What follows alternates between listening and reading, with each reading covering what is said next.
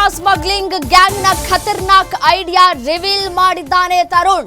Dubai ಏರ್ಪೋರ್ಟ್ಗೆ ಚಿನ್ನ ತಂದು ಕೊಡ್ತಾ ಇದ್ದ ತರುಣ್ ಅನ್ನುವಂತಹ ಪ್ರಶ್ನೆಗಳು. ತರುಣ್ ಹೆಸರಿನಲ್ಲಿಯೇ ಚಿನ್ನ ಖರೀದಿ ಮಾಡ್ತಾ ಇದ್ದಂತಹ ನಟಿ ರನ್ಯಾ.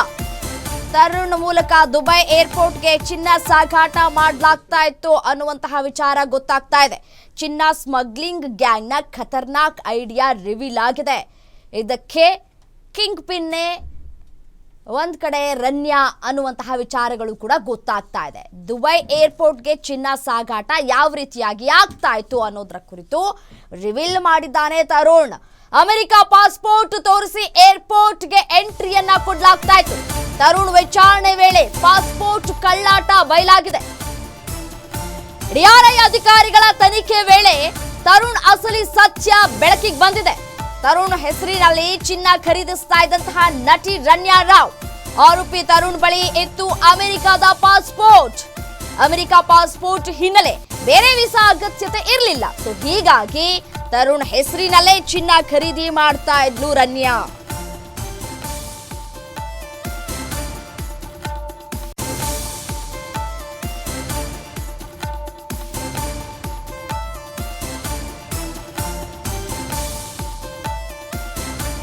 ನಟಿ ರನ್ಯಾ ರಾವ್ ಮತ್ತು ತರುಣ್ ರಾಜು ಅವರು ದುಬೈನಿಂದ ಚಿನ್ನ ಕಳ್ಳ ಸಾಗಣೆ ಮಾಡೋದಕ್ಕೆ ಅಮೆರಿಕದ ಪಾಸ್ಪೋರ್ಟ್ ಅನ್ನ ಬಳಕೆ ಮಾಡ್ಕೊಳ್ತಾ ಇದ್ರು ಅನ್ನೋದು ಅಧಿಕಾರಿಗಳಿಗೆ ಗೊತ್ತಾಗ್ತಾ ಇದೆ. ಡಿಆರ್ಐ ತನಿಖಾ ತಂಡ ಪತ್ತೆ ಮಾಡಿದೆ ಯಾವ ರೀತಿಯಾಗಿ ಚಿನ್ನ ಕಳ್ಳ ಸಾಗಾಟನೆ ಆಗ್ತಾ ಇತ್ತು ಅನ್ನೋದನ್ನ.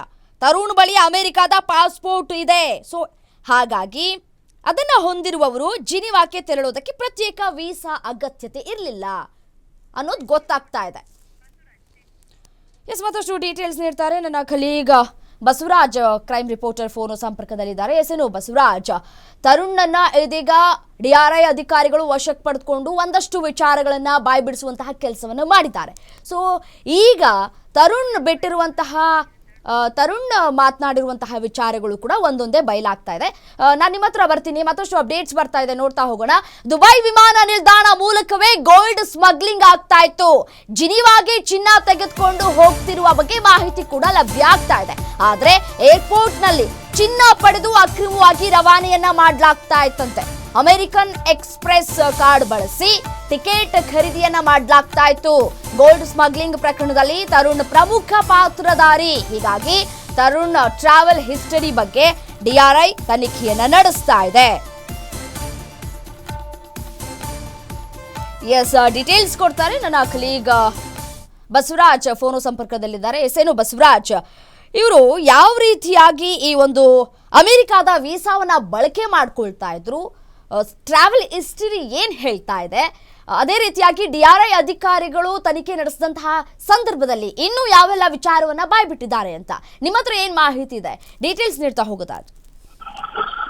ರಮ್ಯಾ, ಈ ಪ್ರಕರಣದ ಕಿಂಗ್ ಪಿನ್ ಮತ್ತು ಪ್ರಕರಣದ ರೂವಾರಿ ಪ್ರಕರಣದ ಪೂರ್ತಿ ಮಾನಿಟರ್ ಮಾಡ್ತಾ ಇರುವಂತದ್ದು ತರುಣ್ ರಾಜ್ ಅಂತೇಳಿ ಈ ಹಿಂದೆ ಕೂಡ ನಾವು ಸಾಕಷ್ಟು ಬಾರಿ ಹೇಳ್ಕೊಂಡು ಬಂದಿದ್ವಿ. ಪ್ರಮುಖವಾಗಿ ತರುಣ್ ರಾಜ್ ಏನಿದ್ದಾನೆ, ತರುಣ್ ರಾಜು ದುಬೈನಲ್ಲಿ ತರುಣ್ ರಾಜ್ ಹೆಸರ ಮೇಲೆ ಗೋಲ್ಡ್ ಅನ್ನ ಪರ್ಚೇಸ್ ಮಾಡ್ಕೊಳ್ತಾರೆ.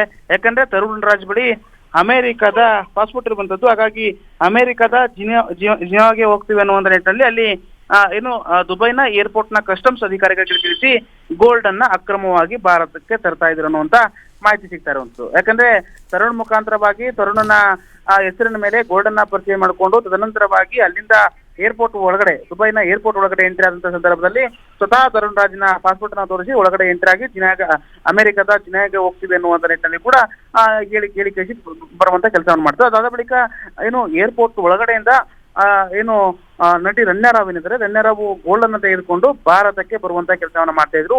ಆ ಸಂದರ್ಭದಲ್ಲಿ ಸರಿಸುಮಾರು ಸಾಕಷ್ಟು ಬಾರಿ ಈ ರೀತಿ ಮಾಡಿದ್ದಾರೆ ಅನ್ನುವಂಥದ್ದು ಕೂಡ ಈಗಾಗಲೇ ತನಿಖೆಯಲ್ಲಿ ಬೆಳಕಿಗೆ ಬಂದಿರುವಂತದ್ದು. ಸದ್ಯ ತರುಣ್ ರಾಜ್ನ ವಿಚಾರಣೆ ಮಾಡಿದಂತ ಸಂದರ್ಭದಲ್ಲಿ ಈ ಪ್ರಕರಣದ ರೂವಾರಿ ತರುಣ್ ರಾಜ್ನೇ ಈ ಪ್ರಕರಣದ ಸಂಪೂರ್ಣವಾದಂತ ಇದರಿಂದ ಒಂದು ಸಿಂಡಿಕೇಟ್ ಗ್ಯಾಂಗ್ ಇದೆ, ಇದರಿಂದ ಸಾಕಷ್ಟು ವ್ಯಕ್ತಿಗಳ ಕೈವಾಡ ಇದೆ ಅನ್ನುವಂಥ ರೀತಿಯಲ್ಲಿ ಕೂಡ ಸದ್ಯಕ್ಕೆ ಸ್ಪಷ್ಟವಾಗಿ ಗೊತ್ತಾಗ್ತಿರುವಂತದ್ದು. ಇವತ್ತು ತರುಣ್ ರಾಜ್ ಕೋರ್ಟ್ ನಲ್ಲಿ ಕೂಡ ಜಾಮೀನು ಅರ್ಜಿ ವಿಚಾರಣೆ ಇರುವಂತದ್ದು. ಅಲ್ಲಿ ಕೂಡ ಸಾಕಷ್ಟು ವಿಚಾರಗಳು ಆಚೆ ಬರುವಂತಹ ಸಾಧ್ಯತೆಗಳು ಹೆಚ್ಚಿರುವಂತದ್ದು. ರೈಟ್, ಥ್ಯಾಂಕ್ ಯು ತಮ್ಮೆಲ್ಲ ಮಾಹಿತಿಗಾಗಿ ಬಸವರಾಜ್.